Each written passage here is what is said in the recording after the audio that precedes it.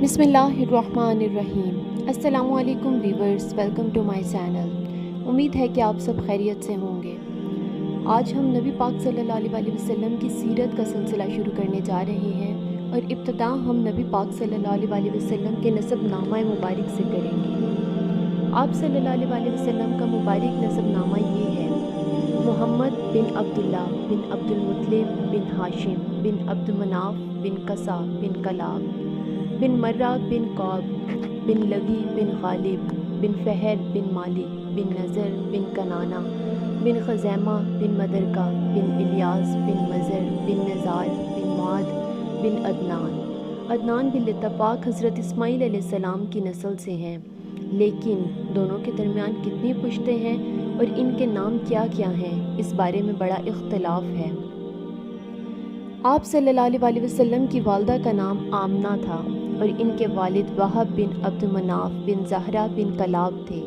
ये वही कलाब हैं जो वालिद की तरफ से भी आपके नसबनामा में आते हैं। कहा जाता है कि इनका असल नाम उमर या हकीम था, लेकिन वो कुत्तों के ज़रिए बकसरत शिकार खेला करते थे, इसलिए कलाब के नाम से मशहूर हो गए।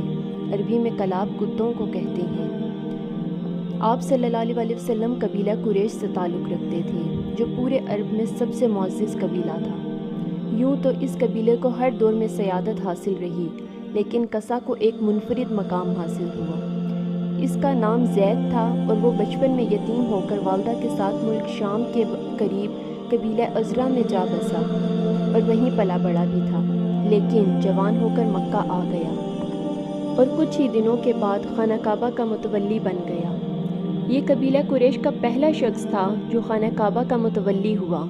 मुतवल्ली होने का मतलब ये था कि इसी के हाथ में खाना काबा की चाबी थी। वो जिसके लिए और जब चाहता था काबा का दरवाज़ा खोलता था। इसके अलावा कुरैश मक्का से बाहर आबाद थे, इसने इन्हें अंदर लाकर आबाद किया। नीज़ इसी ने हाजियों के लिए मेज़बानी का तरीका भी ईजाद किया। वो हज के दिनों में बड़े पैमाने पर खाना तैयार करवाता और चमड़े के बड़े बड़े हौज़ों में खजूर, शहद या किशमिश से मीठा शरबत बनवाता और हाजियों को पेश करता।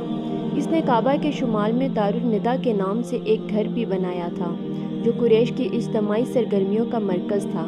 यही इनकी पार्लियामेंट भी थी और इसी में वो शादी वगैरह की रस्में भी अंजाम देते थे। कुरैश का झंडा और कमान भी कसा ही के हाथ में थी, चनाचा लड़ाई का झंडा इसके सिवा कोई नहीं बांध सकता था। वो बड़ा करीम और अक्लमंद था।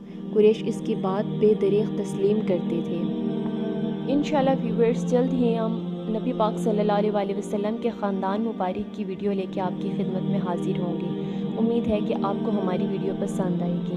वीडियो पसंद आए तो वीडियो को लाइक और चैनल को सब्सक्राइब कर दीजिएगा। अल्लाह हाफ़िज़।